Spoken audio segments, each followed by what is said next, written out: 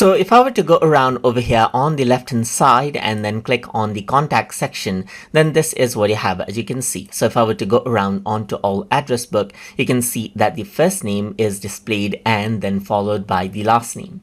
But if you want to go ahead and change this out, then what you can simply do is you can go around onto the filter section right here and then change around how it is actually displayed. So you can go for last and first right here, and then what happens is that the last name is displayed first followed by the first name and vice versa. You can go around and choose as you like. You can also change it out into display name and it'll display out the names accordingly. You can also sort it out by name, as you can see right here, or sort it out by email address that you have with the specific contact from A to Z or Z to A right here, and then enable the address book as well, and then change the table layout just like this, as you can see as well. So you can go around over here, enable and disable the table layout right here, and so forth, just like that.